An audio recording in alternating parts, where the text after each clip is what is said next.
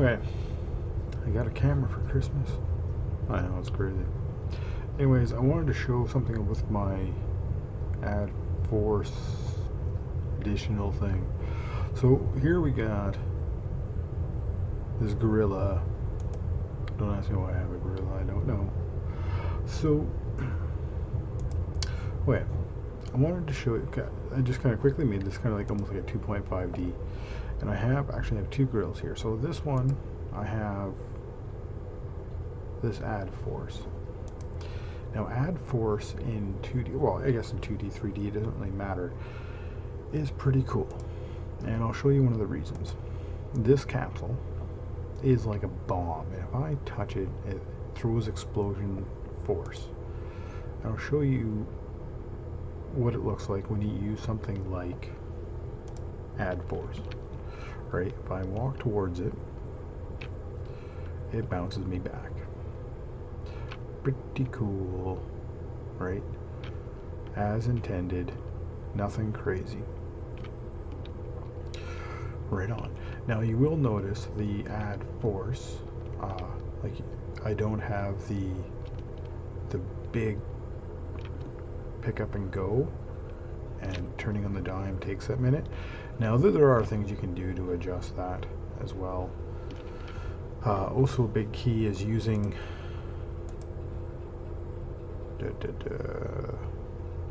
not on that. On here, don't ask me why, that's from a demo. Physics materials to help that. Okay, so there is another gorilla here. Take this guy and make him disappear. Now this one, however, is the same thing except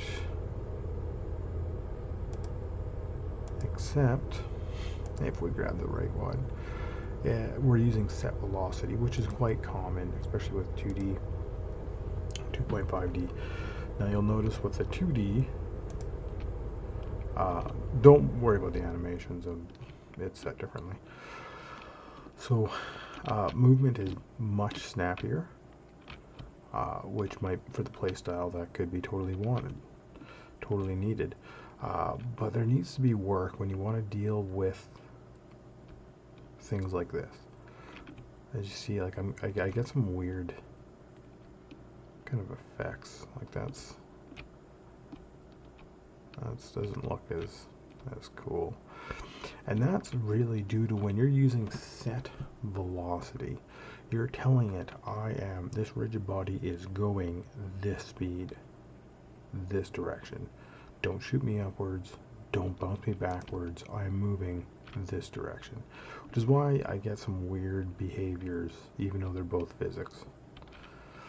Right? So, it's kind of funner to use this, because it's much more reliable in that aspect. But a lot of people don't use it because there is one issue. And there's ways to deal with it, but I think a lot of people just don't know.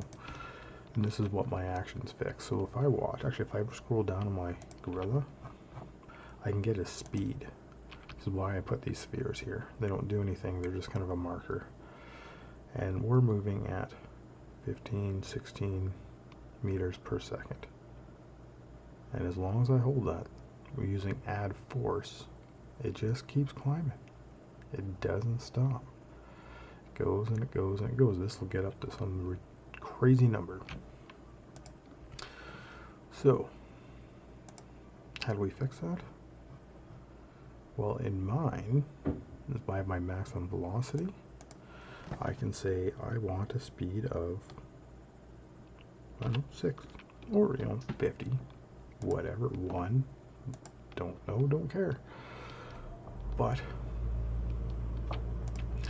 now we have the good proper behavior for dealing with collisions and stuff,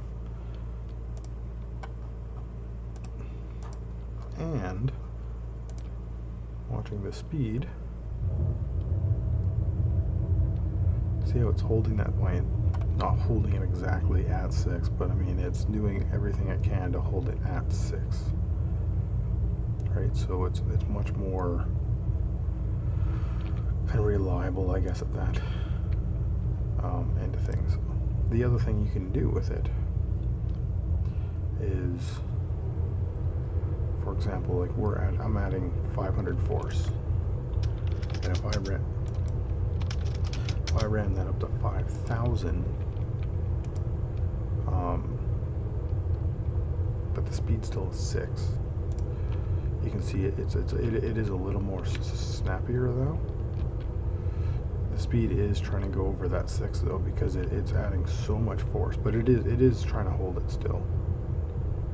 Right, it's still acting properly, but it is a little snappier, but it is trying to get over that because we're adding so much force now.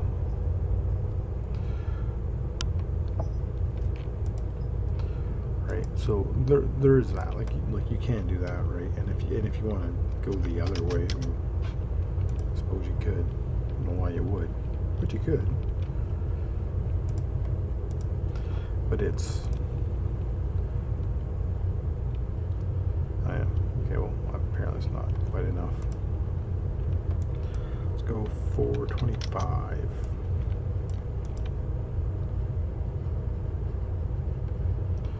My friction's too high.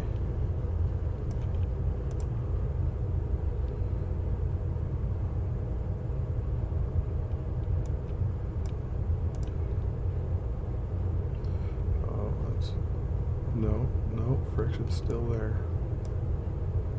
It's gonna make me go right to that 500. Nope, not quite. I'm 2.1 under.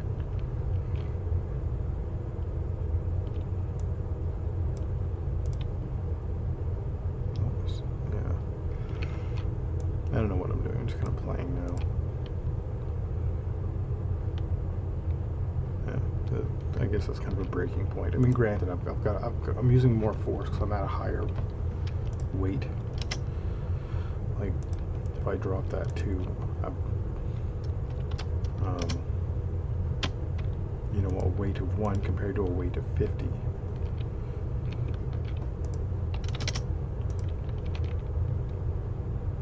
You know, that's the equivalent, I guess, but I mean, the explosion force, well, I had it at 1200, so it shot me like a frickin' missile. But anyways, that's the idea of the maximum velocity is, well, it prevents that continually adding force forever and ever and ever, so that you can use force without having to worry about getting velocity, getting the length of the vector, clamping the vector, resetting velocity, which is normally what you'd have to do, which is what it does internally. But you could also use this with a variable as well, right? And then control the max speed. You know, like maybe it's gears or something like that, and then whatever gear you're at 10 and like gear you're at 20, I don't know. It could be a lot of different things, but it works with the vectors, the Y and the Z. The 2D and the 3D do the same thing. It's just obviously one's in a 2D world, one's in a 3D world. But I thought I would show you that it is just a flat out better, funner control system. If you're doing anything to do with a rigid body controller, the adding force typically makes certain things a little more complex, but it makes it fun to play. Setting velocity makes a couple other things a little more difficult. Anything to do with explosions, jumping, and various other things, the add force is actually a lot better. Anyways,